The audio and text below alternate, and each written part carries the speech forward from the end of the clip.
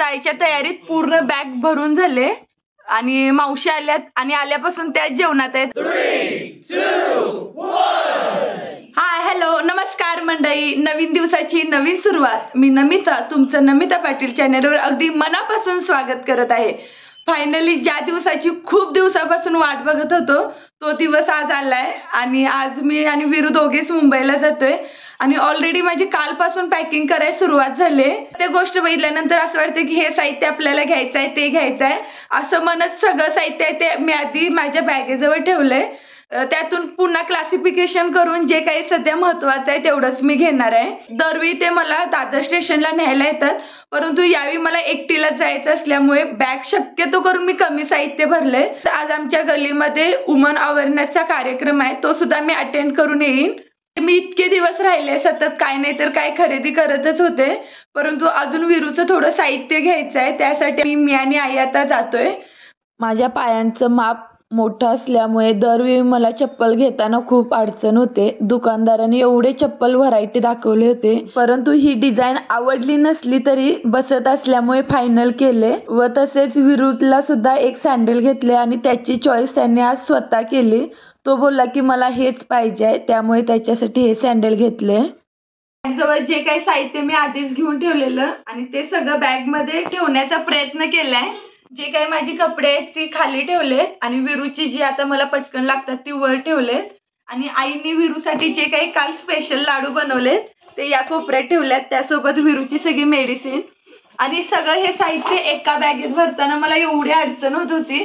आणि मेन म्हणजे या सगळ्या ह्याच्यात विरूचं पझल सुद्धा आहे. तो दिवाळीला गावी येताना पझल घेऊन आला होता. एवढं साहित्य झालंय, पण विरूला घेऊन एकटीच असल्यामुळे सगळ्या गोष्टी मी एकाच बॅगेत भरण्याचा प्रयत्न केलाय. आणि या छोट्या बॅग मध्ये माझ्यासोबत जे काही महत्वाचं साहित्य, मेडिसिन व एक ब्लँकेट घेतले. एवढं आता सगळं बॅग भरून मी तयार आहे मुंबईला जायला. Happy journey.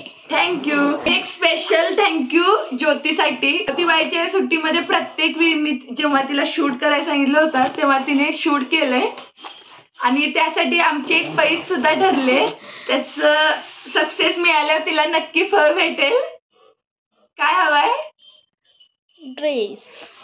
ज्योती बोलते की आंटीचं चॅनल, माझ्यामुळे आंटीचं चॅनल जर मॉनिटाईज झालं तर तिला एक ड्रेस हवाय आणि तो मी नक्की तिला देईन. आजचं प्रॉमिस. आज जायच्या तयारीत पूर्ण बॅग भरून झाले आणि मावशी आल्यात आणि आल्यापासून त्या जेवणात आहेत आणि मस्तपैकी असा वांगी भात केलाय आणि खरंच एवढी चव आहे त्याची भारी, झटकीपट होणार असा. एवढी चव भारी झाली की पहिल्या राऊंड मध्येच पूर्ण तळाला गेलाय भात. या आईंच्या सगळ्यात छोट्या बहिणाबाई बेबी मावशी, या सगळ्यात मोठ्या मथुरा मावशी, हा या आई, या 3 नंबर मावशी साऊ मावशी. या सगळ्या बहिणाबाईंचा आता भात काय एन्जॉय करायचं चालू आहे. साऊ मावशी येताना गुलाबजामुन घेऊन आलेत. काय काय खाऊ घेऊन आली तुला?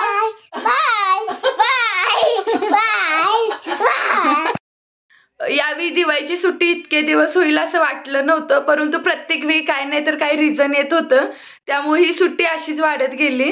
बॅग सुद्धा मी इतकी गडबडीमध्ये पॅकिंग केले व त्यासोबतच मावशी वगैरे आल्यामुळे थोडी धावपळ सुद्धा झाली. आता माझा भाऊ येणार आहे, माझी बॅग सगळं साहित्य घेऊन मी पहिल्यांदा हळदीला जाणार आहे असं प्लॅनिंग केलंय. अजून काही कन्फर्म नाही झालं. जितके दिवस गावी होते ते सगळे दिवस आनंदात गेले, खूप एन्जॉय केला. आज मुंबईला जायचं म्हणून एका बाजूला जरी खुशी असली तरी थोडंसं मनात दुःख वाटतंय, परंतु काही केलं तरी गेलंच पाहिजे. विरू आता सगळ्या देवांचा आशीर्वाद घेऊन मुंबईला जातोय. येणार ना मुंबईला? बाबांकडे येणार ना?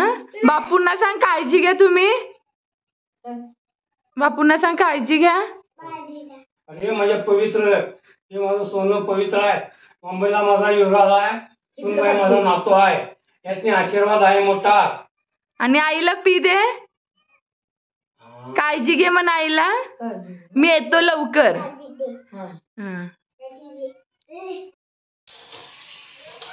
पप्पा सोडा येणार असल्यामुळं सगळं साहित्य घेऊन मी इकडे हळदीला चालले आणि आल्या आल्याच सगळ्यात महत्वाचं खेकड्याचा रस्सा मस्त भातासोबत घेतलाय खाऊन. हा आहे खेकड्याचा रस्सा आणि एकदम असा झणझणीत केलाय मम्मी. आणि मी आता जायची गडबड असल्यामुळे भाकरी सुद्धा करून घेते. माझी मम्मी भाकरी बनवण्यात एवढी एक्सपर्ट आहेत. सगळ्या भाकऱ्यांचा आकार एकसारखा, पातळ व पूर्ण भाकरी अशा टुम्म फुगत्या. तिने केलेल्या या भाकरी भरपूर वेळ अशाच मऊ राहतात. विरू काय करायलाय? सोयाबीन भरते म्हणा. आईला मदत करते. भरून दाखवा. ते बघायचं एक फोनवर पप्पांच्या बघितलं. ते काय म्हणतोय आता तरी नरेंद्र मोदीच्या जन्माला मला घालून ये. कसला जन्माला दिलाय? सरळ भर. असं भरतात विरू? नाही, खराब होते. व्यवस्थित भर. एकदम ताज्या कढीपत्त्याच्या अशा मोठ्या मोठ्या ढाळा घेऊन आले आणि यातील केवढा कढीपत्ता घ्यायचा समजतच नाही. एवढा असा नॅचरली फ्रेश वाटतोय. सुगंध दरवळतोय सगळ्या घरात कढीपत्त्याचा. त्यातील एवढा असा मी पूर्ण नीट करून घेतलाय. आता हा सगळा व्यवस्थित पॅक करून घेते. सगळी तयारी करून झाली व आता जायची वेळ सुद्धा आले. इस्पुर्लीतून येताना एकच बॅग भरून आले, परंतु इथं आल्यानंतर अजून एक बॅग झाले. या विरूची एक्साइटमेंट. बाय बाय करायला. पी दे पी दे. एवढी माया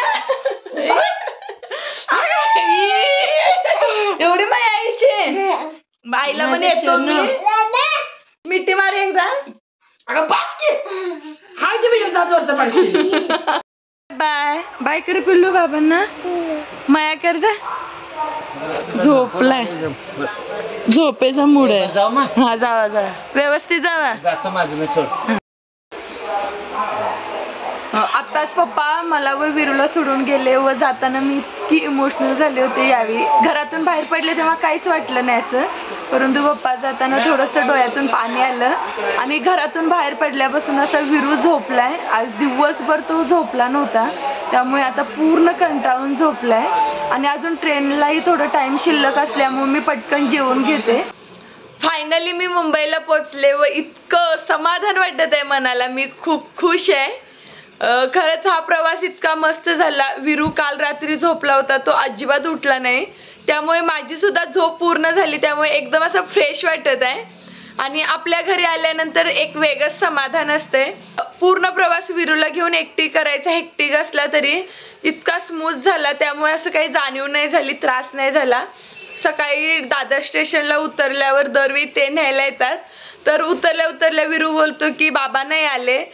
तिथून पुढे चालत येऊन टॅक्सी पकडून व्यवस्थित घरी आले. आज पुन्हा विरूचं मंडे स्कूलचं रुटीन चालू झाल्यामुळे त्याच्या स्कूलनुसार माझं सर्व दिवस मॅनेज करायचं आहे.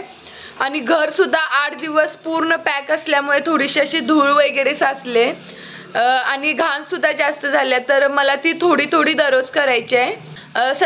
सध्या डॉक्टरांनी पूर्ण रेस्ट घ्यायला सांगितली होती, परंतु ती आता काही शक्य नाही. इकडे आल्यानंतर हळूहळू जसं जमेल तशी दररोज एक भागाची साफसफाई करून घेईन, जेणेकरून त्रास नाही होणार. ते येईपर्यंत इथून पुढील 8 दिवस मला विरूला घेऊन एकटीलाच मॅनेज करायचं आहे. आता पटकन माझं आवरून घेते व त्यानंतर विरूच्या स्कूलची तयारी करायची आहे.